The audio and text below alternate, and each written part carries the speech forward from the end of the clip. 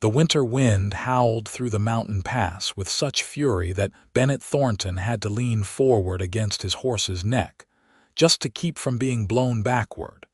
But he'd made a promise to himself 3 weeks ago, and no blizzard would stop him from keeping it. He'd been trapping beaver up in the high country for near 2 months when he'd stumbled upon the cabin, half buried in snow, smoke barely trickling from a crooked chimney. Inside, he'd found a girl woman. He'd corrected himself quickly when he saw the maturity in her gray eyes, huddled near a failing fire with nothing but thin blankets and a few bags of cornmeal to see her through winter. Her name was Rose Thornton, though they shared no relation, and she'd been living alone in these mountains since her father died of pneumonia the previous spring. She was 22 years old and had never known anything but this harsh, beautiful wilderness.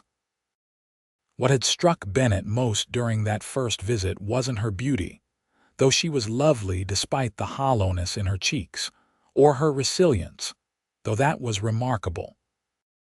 It was the look of pure wonder on her face when he'd shared his jerked venison and hardtack with her, and she'd mentioned in passing that she'd never tasted anything sweet in her entire life. Her father had been a trapper like Bennett, but he'd been a hard man who believed sugar and chocolate were wasteful luxuries. Rose had lived 22 years without knowing the simple pleasure of honey on bread, or the rich smoothness of chocolate melting on her tongue. Bennett had left her with half his supplies and a promise to return before the worst of winter set in. He'd also promised himself something else. He would bring her sugar, honey, chocolate, every sweet thing he could carry from Hecla, Montana, the nearest town worth the name. Now, 3 weeks later, he was fighting his way down the mountain with saddlebags full of provisions and a small wooden box packed carefully with sweets that had cost him nearly a full season's worth of pelts.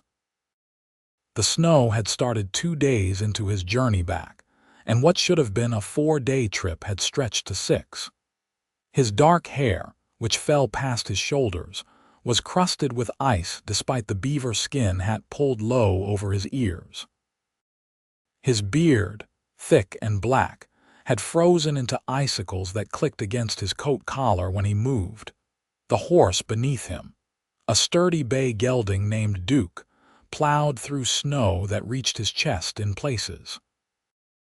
Bennett's muscles, hardened from years of living in these mountains, strained with the effort of keeping them both on course.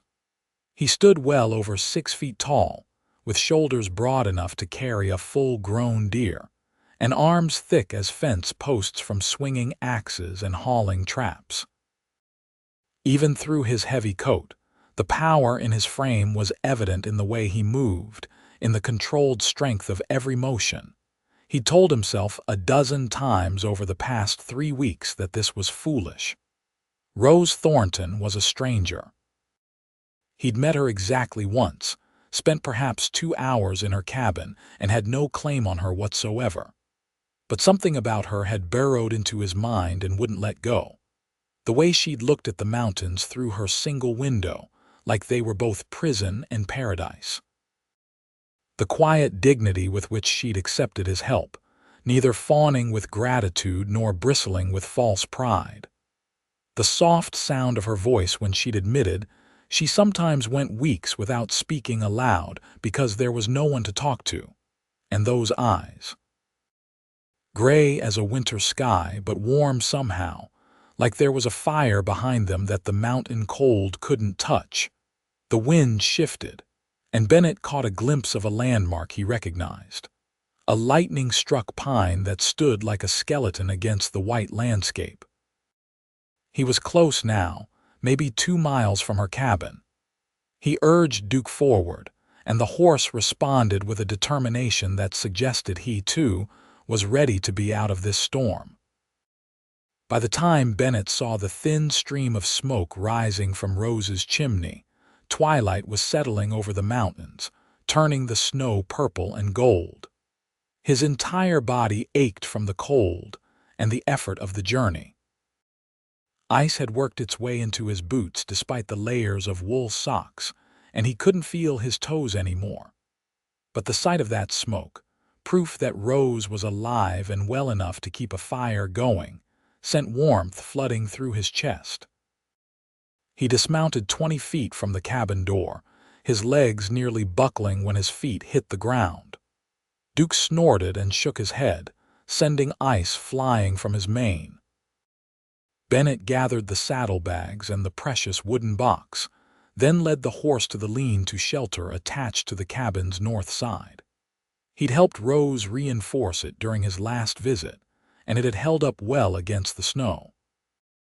Once Duke was settled with a blanket over his back and a small portion of grain Bennett had saved for this moment, he turned to the cabin.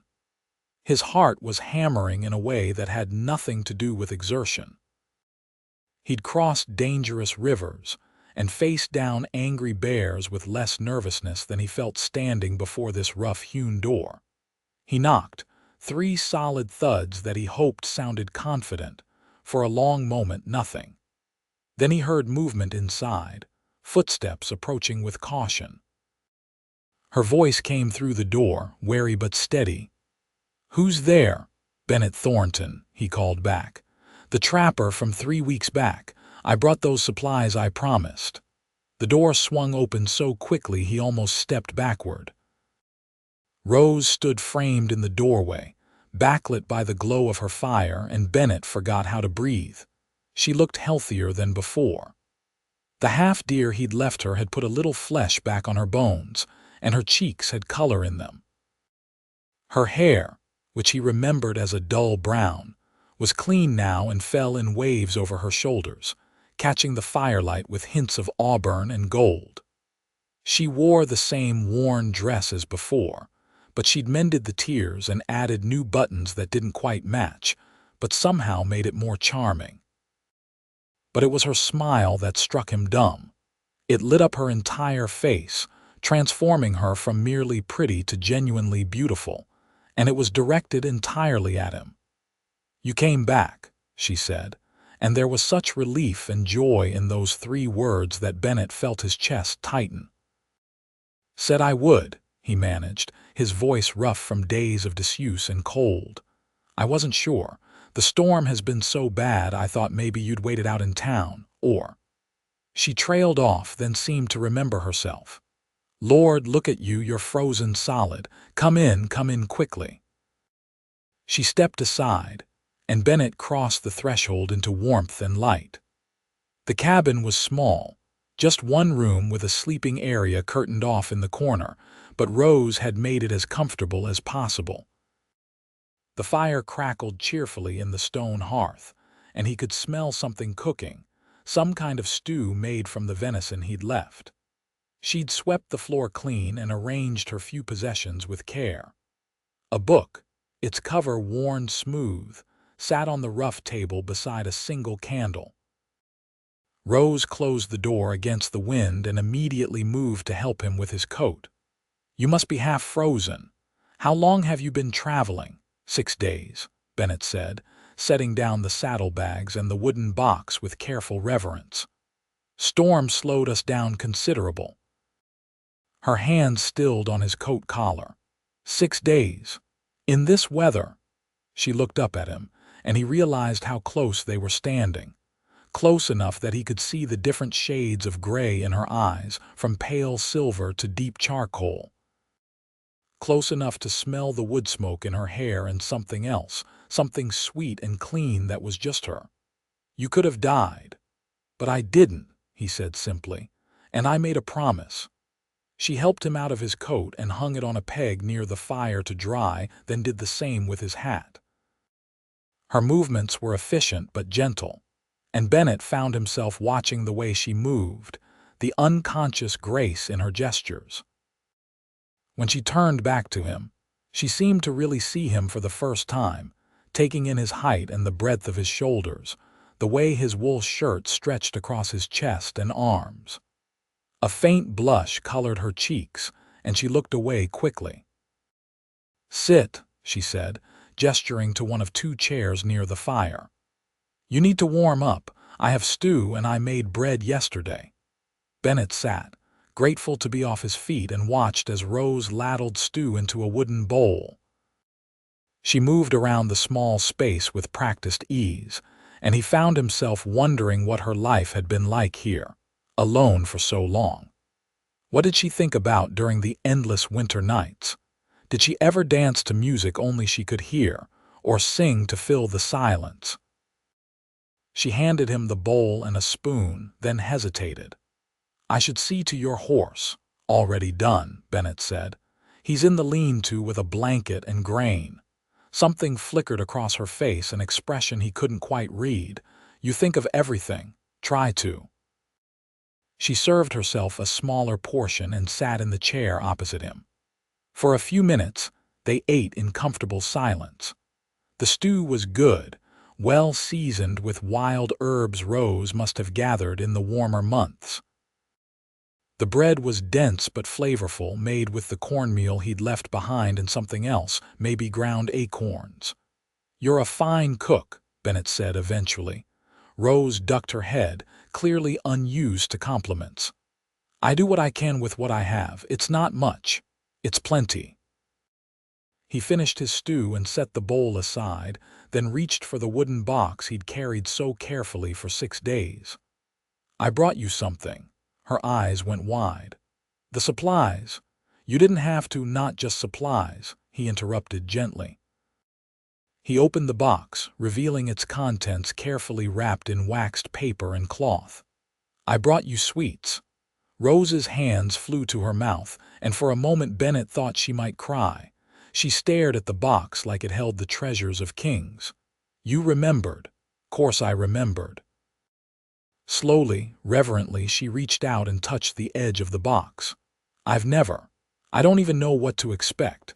Bennett felt a smile tugging at his mouth, the first real smile he'd managed in weeks. "Then let's find out together."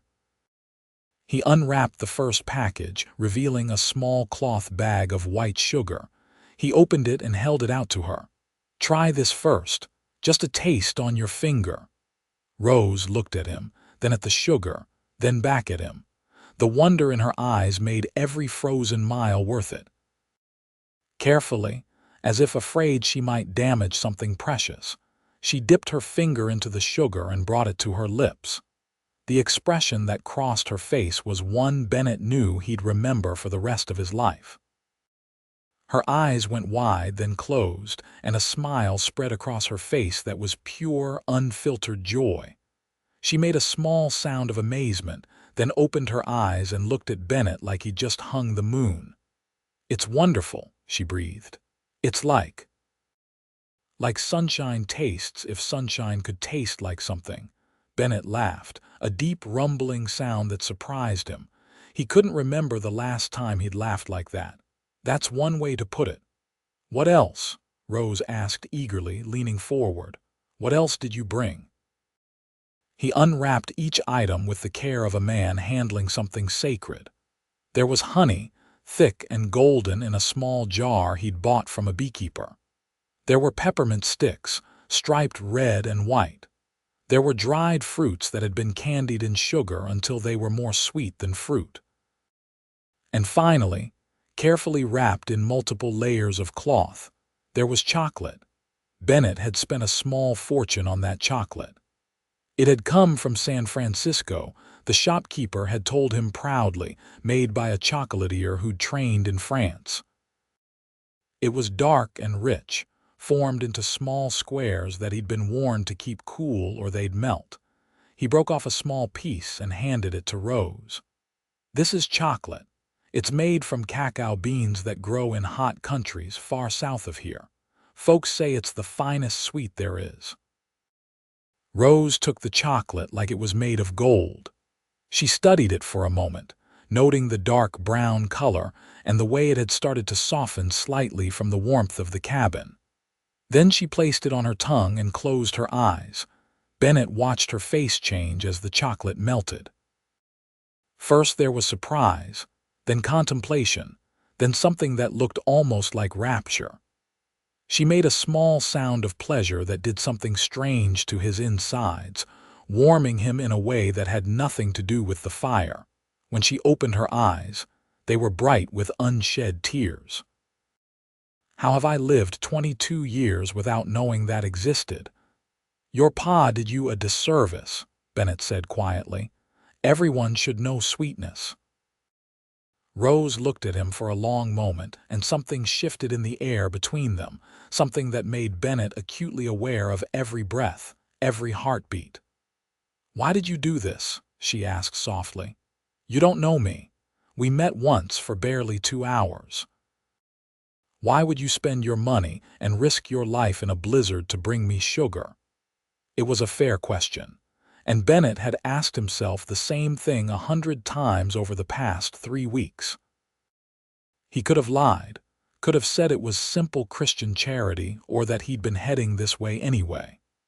But sitting there in the warm glow of her fire, with her gray eyes searching his face, he found he didn't want to lie. "Because I couldn't stop thinking about you," he said, the words rough but honest. "Because the thought of you up here alone, never having known something as simple as honey or chocolate, it bothered me. Because when you smiled at me that first day, even though you had nothing and I was a stranger, something in my chest woke up that had been asleep for a long time." Rose's breath caught. "Bennett, I know it's too soon," he continued, the words coming faster now that he'd started. "I know I got no right to feel this way about someone I just met. But I've been alone in these mountains for 8 years, and I've met maybe a handful of women in all that time, and not one of them ever made me want to ride 6 days through a blizzard just to see them smile." The silence that followed was broken only by the crackle of the fire and the howl of wind outside.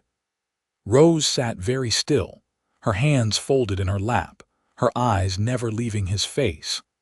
Bennett felt his heart hammering against his ribs, felt the vulnerability of having laid his feelings bare. Then Rose smiled, soft and sweet and a little shy. "I've been alone too," she said quietly, "for so long. My mother died when I was 12, and after that it was just me and my father, and he wasn't. He wasn't a warm man. He didn't believe in affection or softness. When he died, I thought I'd be lonely forever. And then you knocked on my door with kindness in your eyes and food in your hands, and you didn't look at me like I was pitiful or strange for living up here alone. You looked at me like I mattered." "You do matter," Bennett said firmly. "And when you left, I found myself listening for your horse every day, hoping you'd come back, even though I told myself not to be foolish, not to expect anything." She reached out and placed her hand over his, and the touch sent electricity racing up his arm. "But you did come back. You rode through a blizzard to bring me sweetness because I'd never known it. How could I not feel something for a man like that?" Bennett turned his hand over so their palms met, his large, rough hand engulfing her smaller, calloused one. "I want to stay," he said. "Not just tonight, but longer. I want to help you through this winter, make sure you're safe and warm and fed. And when spring comes, I want to still be here. If you'll have me, stay," Rose said simply. "Please stay." The wind howled outside, rattling the shutters, but inside the cabin it was warm and bright. Bennett squeezed her hand gently, feeling the rightness of this moment settle into his bones. He'd spent 8 years alone in these mountains, answering to no one, living by his own rules. He'd thought that was freedom. But sitting here with Rose's hand in his, he realized he'd just been waiting. Waiting for a reason to build something more than a solitary life. Waiting for someone worth coming home to. That night, Bennett slept on the floor near the fire, wrapped in his bedroll while Rose took the curtained sleeping area. But before they'd settled down for the night, they'd sat together trying each of the sweets he'd brought, and Rose's laughter at the sharp sweetness of the peppermint, her delight at the way the honey dripped from the spoon, her pure joy at each new taste. Those were treasures worth more than all the beaver pelts in the territory. The storm raged for 3 more days, trapping them in the cabin together. Bennett used the time to make repairs and improvements. He reinforced the door frame, resealed gaps in the walls with mud and moss, and built a better ventilation system for the fire so it would draw more efficiently. Rose watched him work, asking questions about his techniques, and he found he enjoyed teaching her, enjoyed the way she listened with complete attention and remembered everything he said. In the evenings after dinner, they would sit by the fire and talk. Bennett told her about his life before the mountains, growing up in Ohio on a farm that seemed too small to contain his restless spirit. He told her about coming west at 18, about learning to trap from an old mountain man named Jeremiah, who'd taken him under his wing for 2 winters, before dying peacefully in his sleep at the age of 73. He told her about the beauty and the brutality of mountain life, about the deep satisfaction of living close to the land. Rose told him about her childhood, about a mother who'd sung lullabies in Irish and taught her to read from the one book they owned, a collection of poetry. She told him about her father's gradual withdrawal after her mother's death, how he'd become harder and more distant, until sometimes weeks would pass without more than necessary conversation between them. She told him about teaching herself to trap and hunt after he died, about the terror and pride of knowing she could survive on her own. "But surviving isn't the same as living," she said one night, her eyes reflecting the firelight. "I was surviving, just barely. And I think if you hadn't come along when you did, I might have just faded away like smoke, until there was nothing left of me but a ghost in this cabin." Bennett reached out and tucked a strand of hair behind her ear, his fingers lingering against her cheek. "You're stronger than that." "Maybe," she said, "but I'm glad I don't have to be any more." On the 4th day, the storm broke. Bennett woke to silence, the absence of wind so complete it seemed loud in its own way. He rose and opened the door to a world transformed. Snow had drifted in great waves against the cabin and the lean-to, creating sculptures that glittered in the early morning sun. The sky was clear and blue, so blue it hurt to look at, and the air was cold and still. Rose appeared beside him, wrapped in a blanket, and gasped at the beauty of it. "I've seen 1,000 snows," she said quietly, "but this one feels different, like the world started over new." They stood there together, shoulders touching, breathing the clean, cold air, and Bennett felt something settle in his chest. A sense of rightness, of being exactly where he was supposed to be. Over the following weeks, they fell into a rhythm that felt as natural as breathing. Bennett would check his trap lines while Rose tended the cabin and prepared meals. He taught her more about trapping and hunting, impressed by how quickly she learned and how fearless she was in the wilderness. She taught him the songs her mother had sung, and he discovered he had a decent singing voice when encouraged by her gentle harmonies. They shared the sweets slowly, making them last, and each taste was a small celebration. Bennett found himself thinking of new things to bring her when he next went to town. He wanted to give her the world, wanted to see that expression of wonder on her face again and again. But more than the sweets, more than any material thing, what they gave each other was companionship. Rose bloomed like a flower that had finally found sunlight. Her laughter came more easily, her smiles were more frequent, and the shadows that had haunted her eyes began to fade.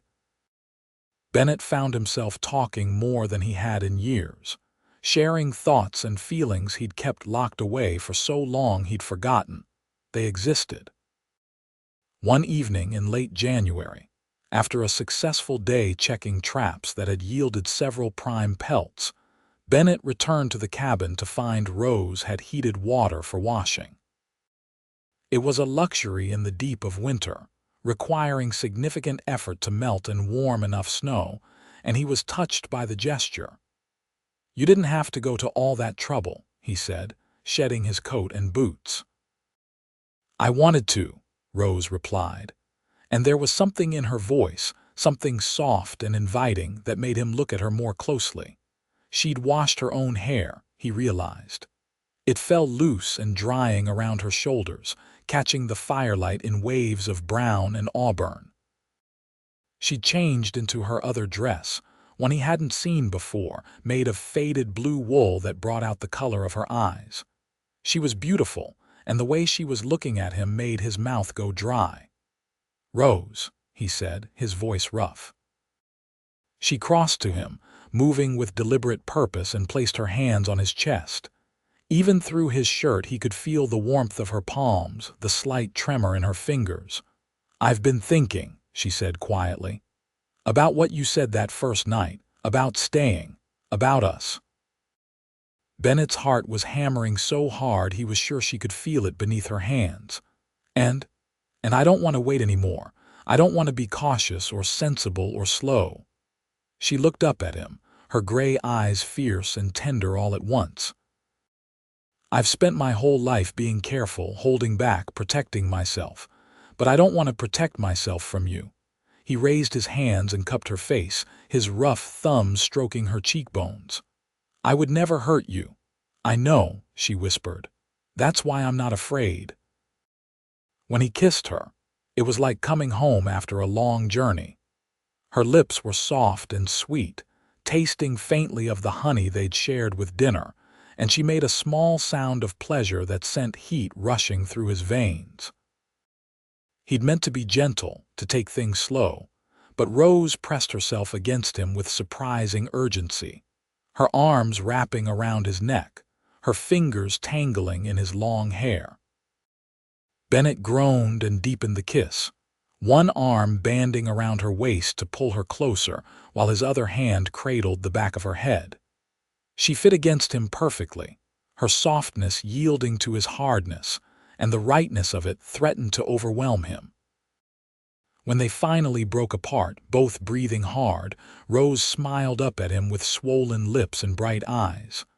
"I want you to stay forever," she said. "Not just through winter. Forever." "Forever sounds about right," Bennett agreed and kissed her again.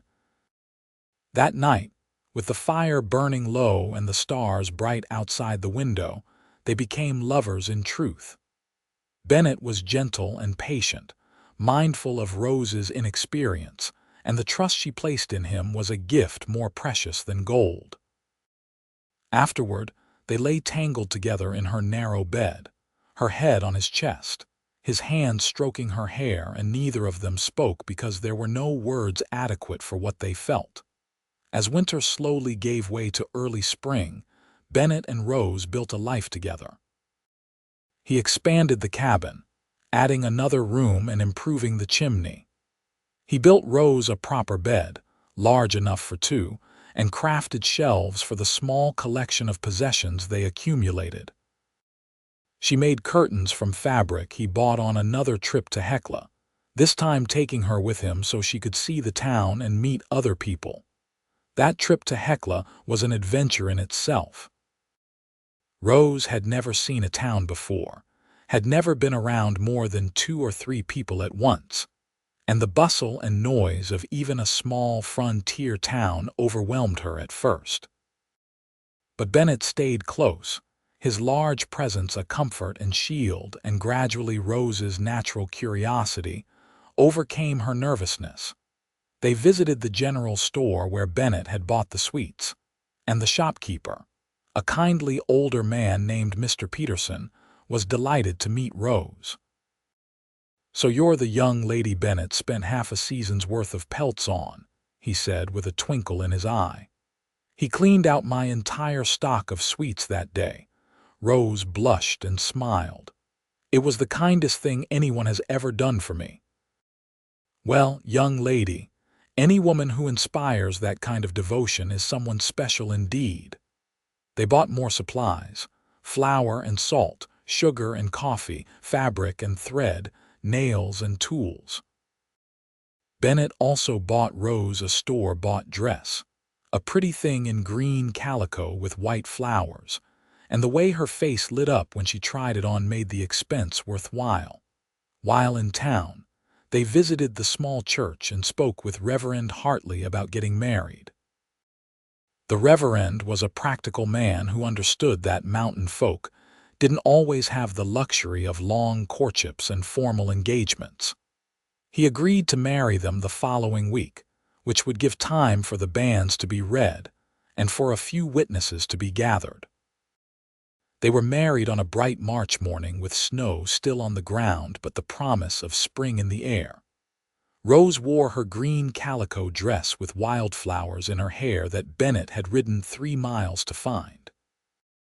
Bennett wore a new shirt and had trimmed his beard, though his hair still fell past his shoulders in the way Rose had confessed she loved. Mr. Peterson stood as Bennett's witness, and Mrs. Peterson, a plump, cheerful woman, stood for Rose. The ceremony was simple but heartfelt. When Bennett slipped the simple gold band onto Rose's finger, a ring that had cost him another month's worth of pelts but was worth every penny, his hand was steady and sure. When Rose spoke her vows, her voice was clear and strong without a trace of doubt. "I do," she said, and those 2 words sounded like a promise, a prayer, and a celebration all at once. "I do," Bennett echoed and meant it with every fiber of his being. Reverend Hartley pronounced them man and wife, and when Bennett kissed his bride, the small gathering applauded. Mrs. Peterson dabbed at her eyes with a handkerchief, and Mr. Peterson clapped Bennett on the shoulder with a knowing grin. They spent one night at the boarding house in Hecla, their wedding night in a real bed with clean sheets, and Rose's laughter and sighs of pleasure echoed in Bennett's memory long after. But the next morning they were both eager to return to their mountain, to their cabin, to the life they were building together. The journey back was easier than any trip Bennett had made before, because Rose was with him. They rode together on Duke, Rose seated in front of Bennett with his arms around her, keeping her safe and warm. They talked and sang and sometimes just rode in comfortable silence, and Bennett marveled at how right it felt to have her there.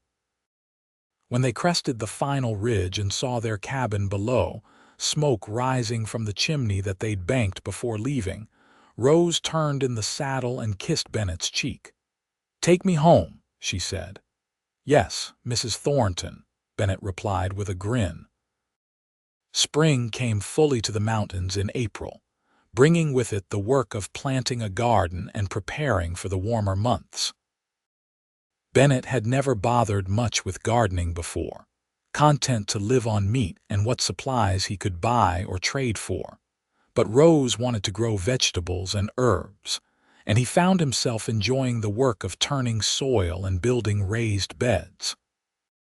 They planted potatoes and beans, carrots and onions, and Rose carefully tended seeds for herbs her mother had taught her about: sage and thyme, mint and chamomile. Bennett built a fence to keep out deer and rabbits, and together they hauled water from the nearby stream to give their garden the best possible start. In the evenings, after the work was done, they would sit outside the cabin and watch the sun set over the mountains. Bennett would hold Rose close, and she would rest her head on his shoulder, and they would talk about their plans for the future. "I want children," Rose said one evening in May, when the wildflowers were blooming in great carpets of color across the meadows. "At least 3 or 4. I want this cabin to be full of noise and laughter." Bennett smiled and kissed the top of her head. "Then we'll have children, as many as you want. And I want to teach them things," Rose continued, her voice dreamy. "I want to teach them to read and sing and love these mountains the way I do. But I also want them to know about the world beyond the mountains. I want them to taste chocolate and know sweetness, both the kind you can hold in your hand and the kind you carry in your heart. They'll know," Bennett promised, "because they'll have you for a mother." Rose turned in his arms and looked up at him, her eyes serious. "And they'll have you for a father, strong and kind and brave. They'll be so lucky." Bennett felt his throat tighten with emotion. He'd never thought much about being a father, had never imagined himself as anything other than a solitary mountain man. But the image Rose painted, of children with her eyes and his height, of a cabin full of life and love, it settled into his heart and took root like those seeds in their garden. "We'll give them a good life," he said. "Better than either of us had." "The best life," Rose agreed. By summer, their garden was flourishing beyond expectation. Rose proved to have a gift for growing things, and the vegetables came in so abundantly that they began preserving them for winter. Bennett built Rose a proper root cellar, dug into the hillside and lined with stone, where they could store potatoes and carrots, jars of pickled vegetables and preserved fruits. He also built an addition to the cabin, a small room that Rose declared would be perfect for a nursery, though she wasn't yet with child. "But we should be prepared," she said practically, and Bennett couldn't argue with that logic. In July, Bennett took a week to ride down to Hecla to trade his pelts from the previous winter and the current spring. He returned with more supplies, more sweets for Rose, and news that the town was growing. New families had moved in, drawn by rumors of gold in the nearby streams and the promise of good timber in the mountains. "They're talking about building a real school," Bennett told Rose as they sat together that evening. "And there's talk of bringing in a doctor, someone who'd stay permanently instead of just passing through." Rose listened with interest, but there was no longing in her eyes for the bustle of town life. "That's good for them," she said, "but I'm happy here with you, with this." "So am I," Bennett said, and meant it absolutely. In late August, Rose came to Bennett with news that made his heart soar. She was pregnant, had known for a few weeks but wanted to be certain before she told him. Bennett picked her up and spun her around, both of them laughing with pure joy, and when he set her down he kissed her with all the love in his heart. "We're going to have a baby," he said, wonder in his voice. "We're going to have a baby," Rose confirmed, her smile radiant. That winter was the happiest of Bennett's life. He fussed over Rose constantly, making sure she was warm enough, fed enough, rested enough. She tolerated his hovering with good humor, occasionally reminding him that women had been having babies since the dawn of time, and she was perfectly capable of doing so without him wrapping her in cotton wool. But she also appreciated his care, the way he would rub her feet when they swelled, the way he would sing to her belly in his deep, rumbling voice, the way he looked at her like she was the most precious thing in the world. The baby came in early April, just as the first flowers were pushing through the last of the snow. Bennett had ridden to Hecla a month earlier and brought back Mrs. Peterson, who had experience as a midwife, and thank God he had because the labor was long and difficult. Bennett paced outside the cabin for hours, listening to Rose's cries of pain and feeling utterly helpless. He'd faced down bears and mountain lions, had survived blizzards and floods, but nothing had ever terrified him like the sounds of his wife in labor. Finally, just as dawn was breaking, he heard a new sound, the thin, reedy wail of a newborn. Mrs. Peterson opened the door, her face tired but smiling. "You have a son," she said. "A big, healthy boy, and your wife is tired but well. Come meet your child." Bennett entered the cabin on shaking legs. Rose was propped up in bed, her hair damp with sweat, her face pale but glowing with happiness. And in her arms, wrapped in a blanket Rose had knitted during the winter months, was the most beautiful thing Bennett had ever seen. His son. His child. A tiny, perfect human being with a shock of dark hair and eyes that were trying to focus on the world around him. "Do you want to hold him?" Rose asked softly. Bennett nodded, not trusting his voice, and Rose carefully placed the baby in his arms. The child was so small, so fragile, fitting in Bennett's large, rough hands like something made of spun glass.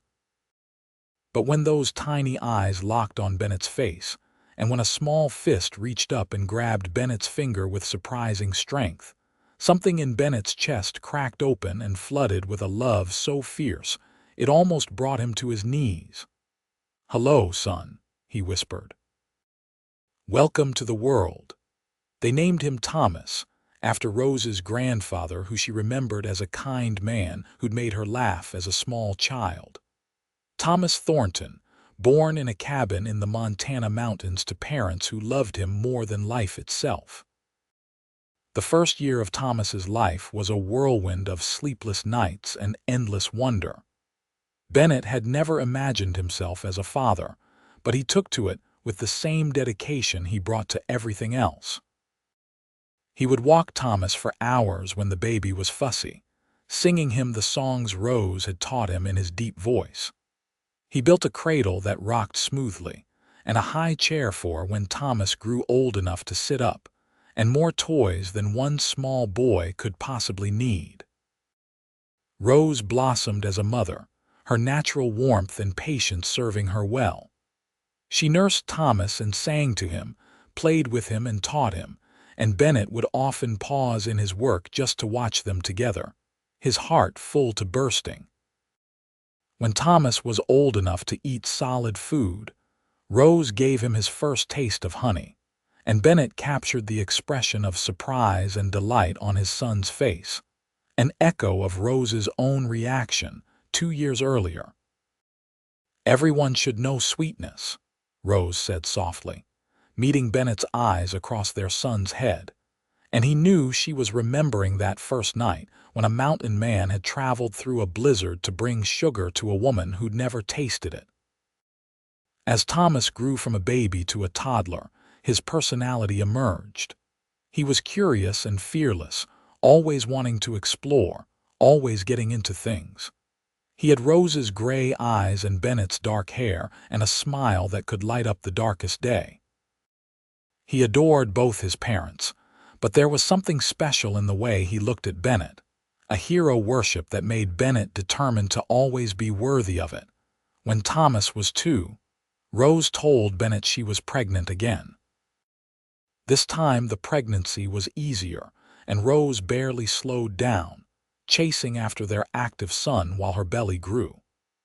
Bennett expanded the cabin again, adding another bedroom and a larger living area, because their family was growing and needed the space. Their second child, a daughter they named Sarah, was born on a bright June morning with much less drama than Thomas's arrival. She came into the world with a full head of auburn hair and lungs that could wake the dead. Where Thomas had been a fussy baby, Sarah was content, happy to observe the world with solemn eyes and only crying when she was truly in need of something. Thomas was fascinated by his baby sister, wanting to help with everything. Bennett would often find him sitting beside her cradle, telling her stories in his toddler babble, and the sight never failed to make him smile. "We're blessed," Rose said one evening after the children were both asleep and she and Bennett were sitting outside in the warm summer air. "More blessed than I ever dreamed possible." Bennett pulled her close, his arm around her shoulders. "I think about that first winter," he said. "About how close I came to not knocking on your door that day. I almost rode past, thought maybe I was imagining the smoke from your chimney." Rose turned to look at him, surprised. "You never told me that." I was half frozen and not thinking clearly. Could have convinced myself I was seeing things. He shook his head. "But something made me stop, something made me check, and I found you." "We found each other," Rose corrected gently. "And then you came back through a blizzard with chocolate and sugar and honey, and you gave me something I'd never known." "Sweets?" Bennett asked with a smile. "Hope," Rose said. "You gave me hope. You showed me that life could be more than just surviving, that I was worth someone's effort and care. You loved me before I even knew how to let myself be loved." Bennett kissed her temple. "Loving you is the easiest thing I've ever done." They sat in comfortable silence for a while, listening to the night sounds of the mountains. The hoot of an owl, The rustle of wind through pine trees, the distant howl of a wolf. These were the sounds that had been the soundtrack to Bennett's solitary life for so many years, but now they were richer, fuller, because he had someone to share them with. "I want more," Rose said suddenly. Bennett looked at her. "More children, more everything. More years together, more laughter, more memories. I want to watch Thomas and Sarah grow up strong and happy. I want to give them brothers and sisters. I want to grow old with you, Bennett Thornton, and when we're ancient and gray, I want to sit on our porch and remember the day a mountain man brought me chocolate and changed my life forever." "That sounds perfect," Bennett said, his voice rough with emotion. "That sounds absolutely perfect." And it was. Over the next several years, they had 3 more children, another son named James, and twin girls they called Emma and Lily. The cabin continued to grow, expanding to accommodate their growing family, until it was less a cabin and more a proper homestead, with a barn for the horses and cows Bennett had started raising, a chicken coop, and a workshop where he crafted furniture to sell in Hecla. The town itself had grown substantially. The gold rush had brought more people, and while the gold proved to be mostly rumor, many of the newcomers had stayed, building businesses and homes, creating a real community. A school had been built, just as Bennett had heard rumored years ago, and a doctor had settled in town permanently. When Thomas was old enough, he started attending the school in Hecla during the fall and winter months, riding down with Bennett once a week and staying with the Petersons, who had become like family to the Thorntons. Sarah followed 2 years later, and then James. The twins were still too young, but they were learning their letters and numbers from Rose at home. Bennett had never imagined himself as part of a community, had always been a loner by nature, but the love of a good woman and the needs of growing children had changed him. He found he enjoyed the occasional trip to town, enjoyed seeing friendly faces and catching up on news. He served on the town council for a time, using his knowledge of the mountains to help new settlers find good land and avoid danger. But no matter how much time he spent in Hecla, no matter how many friends and acquaintances they made, the mountains were always home. The cabin Rose and Bennett had built together, filled with children and love and laughter, that was where their hearts lived. Rose continued to tend her garden, which had expanded over the years into a sizable plot that produced enough vegetables to feed their large family with plenty, left over to sell or trade. She also kept bees now, several hives that Bennett had built for her, and she harvested honey that was sought after throughout the region for its exceptional quality and flavor. Every year on the anniversary of the day Bennett had first brought her sweets, they would sit together after the children were in bed and share chocolate and honey, just the two of them, and remember where they'd started. It became a tradition, a way of honoring the journey that had brought them together. "Do you ever regret it?" Bennett asked one such anniversary, their 10th. "Marrying a mountain man and living this hard life instead of finding someone who could have given you an easier time in a real town." Rose looked at him like he'd sprouted a second head. "Regret it? Bennett Thornton, I have never regretted a single moment with you. This life, hard as it sometimes is the life I choose every single day. These mountains, this cabin, our children, this is everything I never knew I wanted and more than I deserve." "You deserve the world," Bennett said fiercely. "I have the world," Rose replied, gesturing around them. "Right here. This is my world and it's perfect." As the children grew older, they each developed their own personalities and interests. Thomas, the oldest, was serious and responsible, with a love for books that rivaled his mother's. He talked of becoming a teacher someday, of helping other children learn to read and discover the worlds that existed in stories. Sarah was practical and adventurous, more interested in learning to trap and hunt from her father than in domestic pursuits. She could track a deer through the forest as well as any adult, and had a gift for understanding animals that sometimes seemed almost supernatural. James was the dreamer, always coming up with elaborate games and stories, building forts in the woods and imagining himself as an explorer discovering new lands. He had Bennett's size and strength even as a boy, and a gentle heart that made him beloved by his younger sisters. Emma and Lily, the twins, were inseparable and mischievous, always getting into some kind of trouble but with such sweet smiles and earnest apologies that it was impossible to stay angry with them for long. They had Rose's auburn hair and Bennett's height, and they moved through the world like a matched pair, finishing each other's sentences and seeming to communicate without words. Bennett loved all his children fiercely, but there was something special about seeing himself and Rose reflected in them, about knowing that they had created these people who would carry forward into the future. He taught them everything he knew about living in the mountains, about respecting the land and the animals, about being strong but also kind. Rose taught them to read and write, to sing and appreciate beauty, to be thoughtful and compassionate. She also made sure every one of them knew sweetness, both literal and metaphorical. There was always honey in the house, always some small treat to mark special occasions, always love and affection freely given. The years passed in a blur of birthdays and holidays, of first steps and first words, of lost teeth and childhood illnesses, of laughter and tears, and the thousand small moments that make up a life. Bennett's hair started to show threads of silver, and lines appeared around Rose's eyes from years of smiling. Their hands bore the calluses and scars of hard work, but they held each other with the same tenderness as they had in those first days. When Thomas was 17, he announced that he'd been accepted to a teacher training program in Helena, the territorial capital.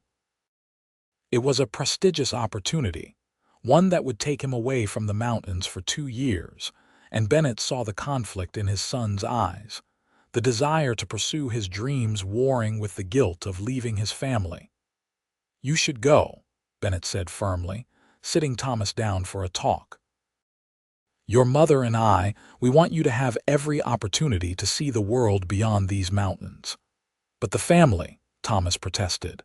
"There's so much work to do, and Sarah's talking about getting married to that rancher's son, and the twins are still young." "We'll manage," Bennett assured him. "We always do. Thomas, you've got a gift for teaching, a real talent for helping people understand things. It would be a waste not to use that gift. Go to Helena, learn everything you can, and then come back and start that school you've been dreaming about." Thomas's eyes brightened. "You think I could start a school up here in the mountains?" "I think you could do anything you set your mind to," Bennett said. "You're strong and smart, and you've got your mother's heart for helping others. The mountains need good teachers, need people who understand this life and can teach children while respecting where they come from." So Thomas went to Helena, and the homestead felt quieter without him, but they were all proud of him. He wrote letters regularly, full of descriptions of his classes and the city and all the new things he was learning. Rose saved every letter, tying them with ribbon and keeping them in a special box. Sarah did indeed marry the rancher's son, a good young man named Daniel who respected her independence and loved that she could shoot as well as any man and wasn't afraid of hard work. They built a cabin on land adjoining the Thornton property, and Sarah remained close to her parents, visiting often and bringing her own children when they came along. James, at 15, was still finding his way, trying different trades and interests with the restless energy of youth. Bennett wasn't worried. He recognized that wandering spirit had felt it himself at that age. James would find his path eventually, and until then, Bennett would guide him as best he could. The twins, now 13, were developing distinct personalities despite their identical appearance. Emma was interested in medicine, fascinated by the books the town doctor sometimes lent her, talking about becoming a nurse or maybe even a doctor herself. Lily loved working with the bees and the garden and had plans to expand the honey business, maybe even start selling to stores in larger cities. Through it all, through the joys and challenges of raising children and building a life, Bennett and Rose remained each other's anchor. They still found time to be alone together, to talk and laugh and love as they had from the beginning. The passion that had drawn them together had matured into something deeper and more resilient, a love that had been tested by time and difficulty, and had only grown stronger. One evening, when Bennett was 45 and Rose was 39, they climbed to a high meadow above their homestead, a place they'd discovered in their early years together and had always considered their special spot. The children were old enough to manage without them for an evening, and they'd packed a simple dinner and a blanket. They sat together watching the sun set, painting the mountains in shades of gold and purple and deep blue. Bennett had his arm around Rose, and she was leaning against him, her head on his shoulder, fitting into his side as perfectly as she had 17 years ago. "I've been thinking about that first winter," Rose said softly. "When you knocked on my door with frost in your beard and kindness in your eyes." "I think about it too," Bennett admitted. "Think about how different my life would be if I'd ridden past, if I'd let my own discomfort keep me from stopping. Do you ever wonder what would have happened to me?" Rose asked. "If you hadn't come along," Bennett tightened his arm around her. "I try not to. The thought of you alone in that cabin, struggling through winter with nothing and no one, it makes my chest hurt." "I might have survived," Rose said thoughtfully. "I was stronger than I looked. But I don't think I would have lived, not really. I was just going through motions, existing from one day to the next without any hope for something better." She turned to look at him, her gray eyes serious. "You gave me life, Bennett Thornton. Not just that first day with food and supplies, but every day since. You gave me love and purpose and joy. You gave me children and a home. You gave me sweetness in every sense of the word." Bennett cupped her face in his large, calloused hand. "You gave me everything I didn't know I needed. Before you, I was just a man living alone in the mountains, not really connecting with anyone or anything. You made me part of something bigger than myself. You made me a husband and a father, made me part of a community. You taught me that strength isn't just about surviving alone. It's about building something worth protecting." They kissed as the last rays of sunlight faded from the sky, and it was sweet and tender and filled with 17 years of shared love and memory. "Promise me something," Rose said when they parted. "Anything. Promise me we'll always make time for this, for just the two of us, away from the children and the work and everything else. Promise me we'll always remember why we started this journey together." "I promise," Bennett said solemnly. "Though I could never forget. Every time I see you smile, every time I watch you with our children, every time you laugh at something silly I say, I remember. I remember a woman who'd never tasted chocolate, who'd never known she could be loved, who'd never imagined she deserved happiness. And I remember how grateful I am that I was the one who got to show her all those things." They stayed on the mountain until the stars came out, bright and countless in the clear mountain sky. And when they finally returned to their cabin, to their children and their life, they carried with them the renewal of the love that had sustained them through everything. The years continued to pass, bringing with them the usual mixture of joy and sorrow that makes up any life. Bennett's old mentor Jeremiah's grandson came through the territory, and stayed with them for a season, learning the mountain ways from Bennett, just as his grandfather had taught Bennett decades before. Thomas returned from Helena and did indeed start a school, a small but thriving institution that served families throughout the mountain region. Sarah had 4 children who ran wild between her cabin and Bennett and Rose's, bringing noise and chaos and delight in equal measure. James eventually found his calling as a surveyor, helping to map the growing territory and establish boundaries for new homesteads. He traveled extensively, but always came home to the mountains between assignments, bringing stories of his adventures and appreciation for the solid foundation his parents had given him. Emma did become a nurse, training with the doctor in Hecla and then working alongside him, eventually taking over much of his practice as he aged. Lily expanded the honey business beyond anyone's expectations, developing relationships with merchants as far away as San Francisco, and her honey was served in fine restaurants and hotels throughout the West. Through all of this, through the expansion and changes, through children growing up and grandchildren being born, through the territory becoming a state, and the wild frontier gradually being settled, Bennett and Rose remained constant. They were the center that their family orbited around, the example of what love and commitment looked like, the proof that 2 people from different worlds could build something lasting and beautiful together.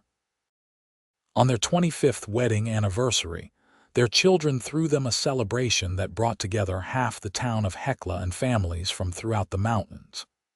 There was food and music and dancing, and speeches that made both Bennett and Rose blush with the praise heaped upon them. But the best moment came at the end of the night, when everyone else had gone home, and it was just Bennett and Rose sitting on their porch in the warm June darkness. Their oldest grandchild, Thomas's daughter Elizabeth, who was 7 years old, came running up with something clutched in her small hands. "Grandpa, Grandma," she said breathlessly, "I made you something for your anniversary." She held out a small cloth bag, carefully tied with ribbon. Rose opened it to find chunks of chocolate, clearly saved from the party, mixed with dried wildflowers and a folded piece of paper. Bennett unfolded the paper to reveal a child's drawing of 2 people standing in front of a cabin, holding hands. Above them, in careful letters, Elizabeth had written, "Grandpa and Grandma, true love forever." Rose's eyes filled with tears, and Bennett had to clear his throat several times before he could speak. "This is beautiful, sweetheart," he managed. "Best anniversary gift we could have asked for." Elizabeth beamed. "Daddy told me the story about how you brought Grandma chocolate when she'd never had any sweets before, and how you rode through a blizzard to do it, and I thought that was the most romantic thing ever. When I grow up, I want someone to love me like you love Grandma." Bennett pulled his granddaughter into a hug, this small person who carried his blood and roses in her veins, who represented the future they'd built together. "You deserve nothing less," he told her firmly. "And don't you ever settle for anything less than someone who'd ride through a blizzard for you." After Elizabeth had gone to bed inside the house with her parents and siblings, Bennett and Rose shared the chocolate their granddaughter had given them, each piece sweet on their tongues, bringing back memories of that first night when a mountain man had given a lonely woman the gift of sweetness. "She's right, you know," Rose said, licking chocolate from her fingers. "It was the most romantic thing ever," Bennett laughed. "I was half frozen and probably looked like a bear that had been dragged through a snowbank backward." "You looked like salvation," Rose corrected. "You looked like hope and kindness and everything good in the world, all wrapped up in beaver furs and frozen whiskers." "And you looked like home," Bennett replied. "Like a reason to stop wandering, a reason to build something permanent. I just didn't know it yet." "But you figured it out," Rose said, reaching for his hand. "We both did," Bennett agreed, lacing their fingers together. "We figured it out together." As they sat there in the darkness, hands intertwined, they could hear the sounds of their family settling down for the night inside the house. Children's laughter, adults' quiet conversation, the creak of floorboards and the soft sounds of a house full of life and love. This was their legacy, Bennett thought. Not the cabin they'd built or the land they'd claimed, but the family they'd created, the love they'd nurtured, the example they'd set. The years continued their relentless march as years do. Bennett's hair turned fully silver, and his muscles, while still strong, bore the ache of decades of hard work. Rose's auburn hair faded to a soft gray, and her hands became gnarled with age, though they were still capable and gentle.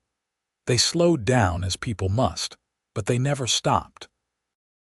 There was always a garden to tend, grandchildren to spoil, children and grandchildren who needed advice or help. They watched Montana become a state in 1889, witnessed the slow transformation of the wild frontier into settled land. The mountains remained largely unchanged, still beautiful and harsh and unforgiving, but the human landscape around them evolved. Hecla grew from a rough frontier town into a proper municipality with paved streets and gas lights, though it never lost its essential character as a mountain community. Through it all, Bennett and Rose remained each other's constant. They'd been together so long that they could communicate with just a look, could finish each other's sentences, could sense when the other was troubled or happy or needed comfort. They'd grown old together, their lives so intertwined that it was impossible to imagine one without the other. On a bright morning in early spring, when Bennett was 68 and Rose was 62, they took a walk up to their special meadow, the place where they'd shared so many important moments over the years. It was a harder climb than it had been in their youth, and they had to stop several times to rest, but they made it, as determined as ever.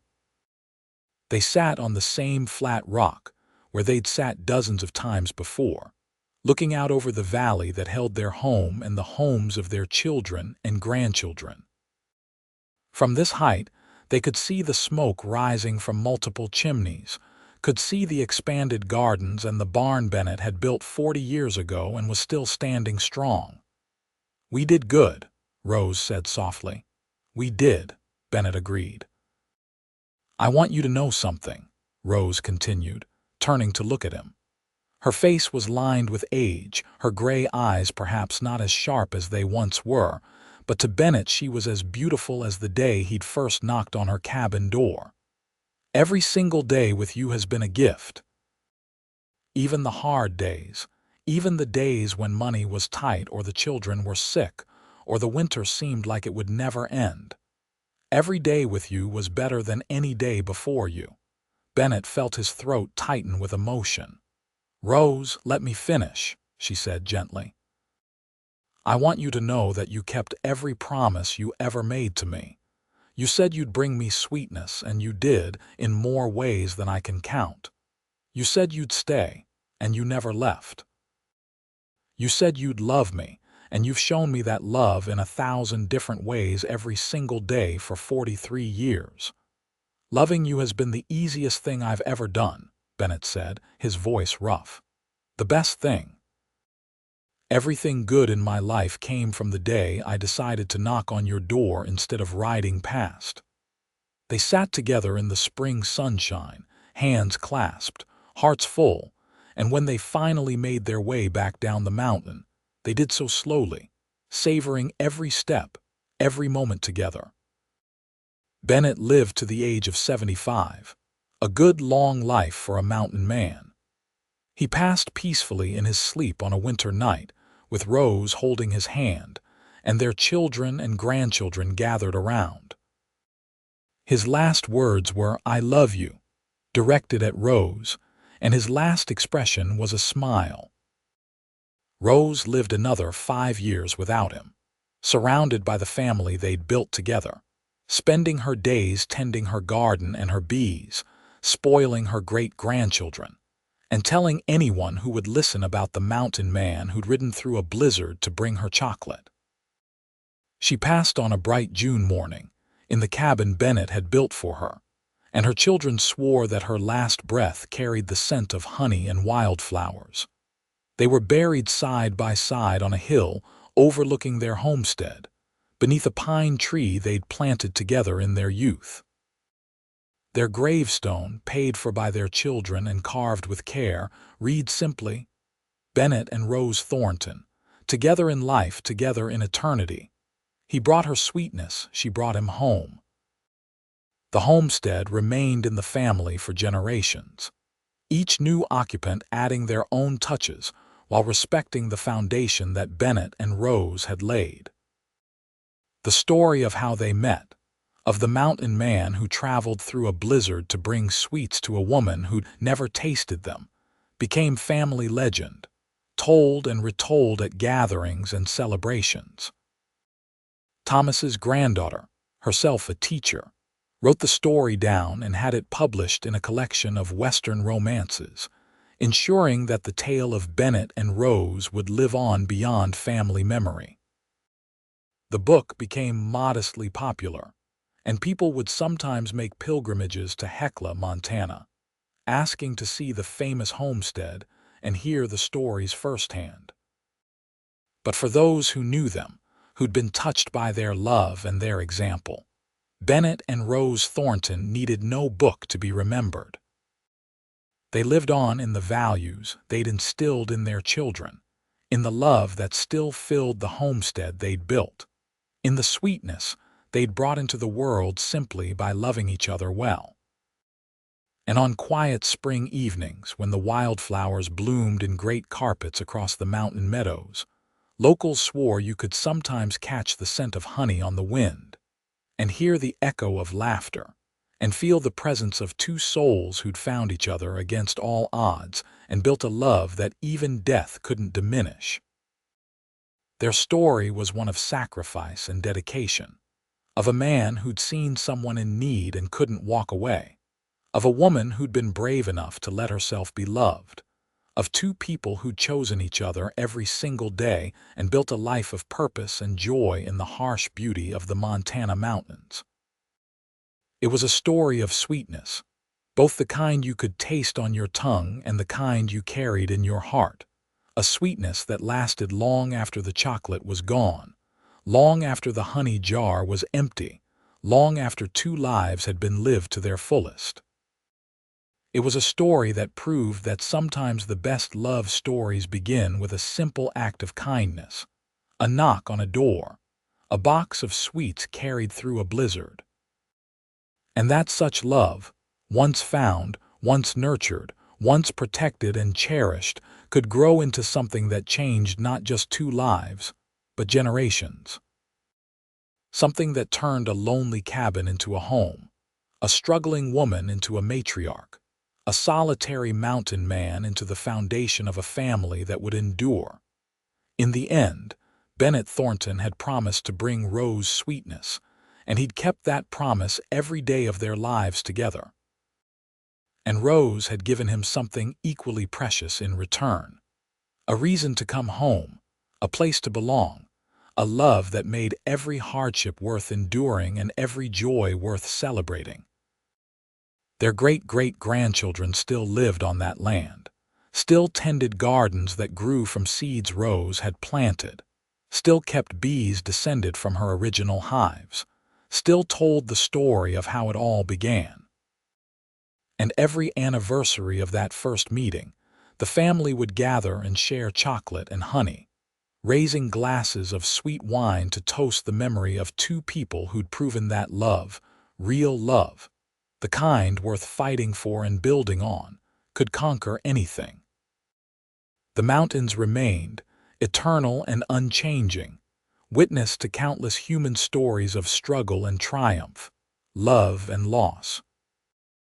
But among all those stories, the tale of Bennett and Rose Thornton held a special place, a reminder that sometimes the greatest adventures don't involve conquering new territories or striking gold or taming the wilderness. Sometimes the greatest adventure is simply opening your door to a stranger, or riding through a storm to keep a promise, or choosing to build a life with someone instead of facing the world alone.